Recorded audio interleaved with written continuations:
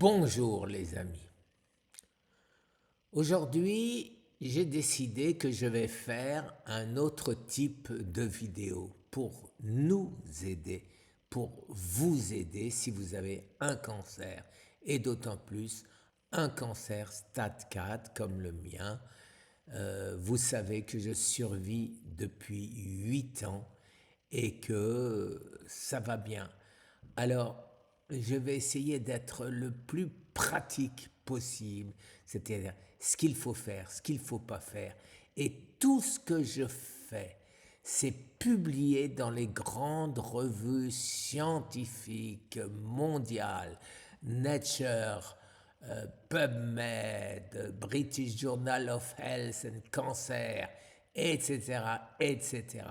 Alors, je t'en supplie, YouTube, ne sanctionne pas cette vidéo qui peut sauver des vies.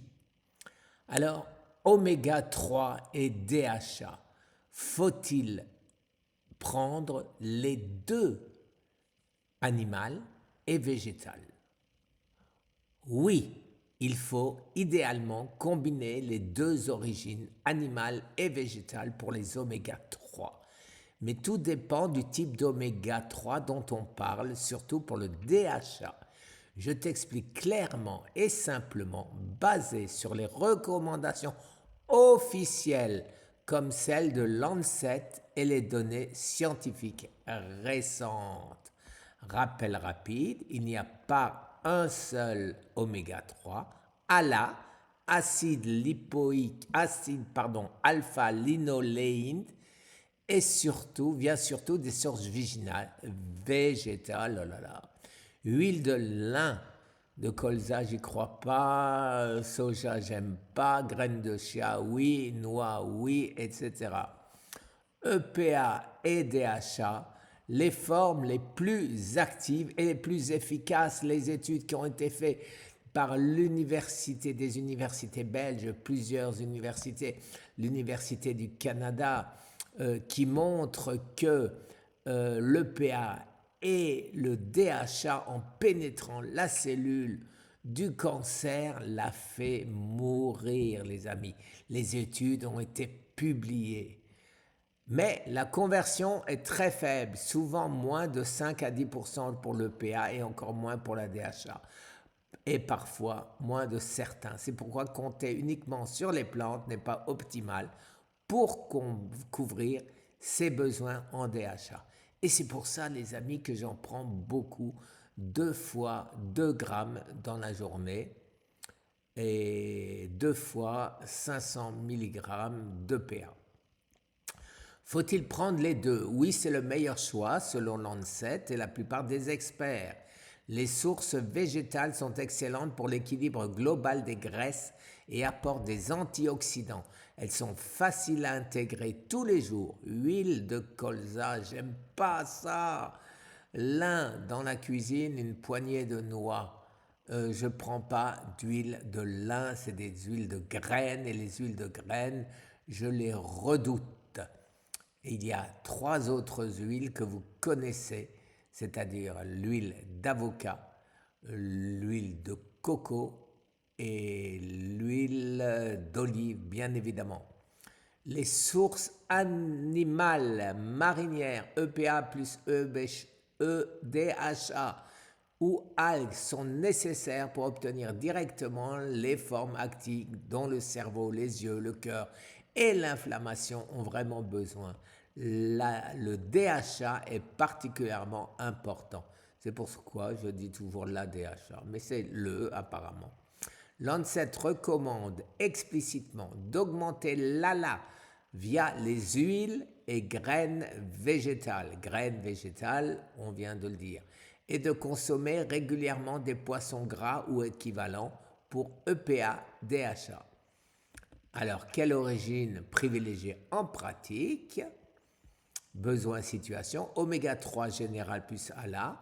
Meilleure origine, c'est la végétale. Bonne base quotidienne, anti-inflammatoire. Huile de lin, colza, hirpète.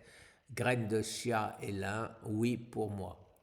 Après, DHA, cerveau, yeux, grossesse, senior, animal, poisson ou algue, biodisponibilité directe, conversion inutile, huile de poisson ou huile d'algue. Vous pouvez prendre aussi de l'huile, ça y est, j'ai un trou de mémoire encore, ce qui est dégoûtant à manger et que nos parents nous faisaient avaler une cuillère de temps à autre. L'huile de... Bon, vous allez me le mettre sous la vidéo. Végétarien, vegan, algues, micro-algues, équivalentes au poisson, sans mercure, 100% végétal, complément à base de schizochytrium. Évitez bien sûr les polluants, le mercure, évitez bien sûr les gros poissons. Hein. Il faut manger que des petits poissons et surtout pas de thon. Sardines, anchois ou algues, c'est parfait. Huile de poisson, très bien assimilée, souvent la plus étudiée. Huile d'algue, aussi efficace que l'huile de poisson pour augmenter le taux sanguin d'EPA, DHA, et c'est l'option végétale directe pour le DHA. Alimentation. 1 ou 2 cuillères de poisson gras par semaine, huile de colza par mois. Commence avec ça. Moi, l'huile de grain, je n'en prends aucunement. Je vous ai cité les 3 huiles que je prends. Les noix, oui.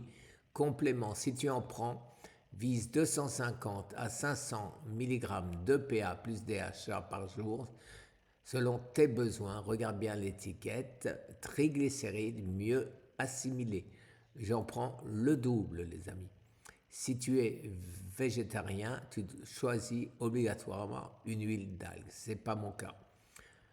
Pas besoin de surdoser, plus n'est pas toujours mieux. Important, moi non plus, je ne suis pas médecin. Si tu as un contexte de santé particulier, cancer ou autre, il le sait, parle-en à ton médecin ou à un nutritionniste avant de commencer un complément, car les oméga 3 peuvent interagir avec certains traitements. Voilà les amis, petite vidéo, comme d'habitude, vidéo utile les amis, vidéo nécessaire.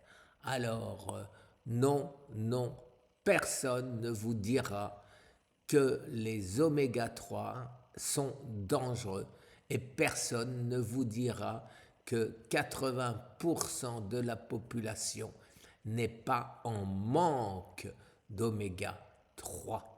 Merci les amis, je vous souhaite une excellente journée. Au revoir.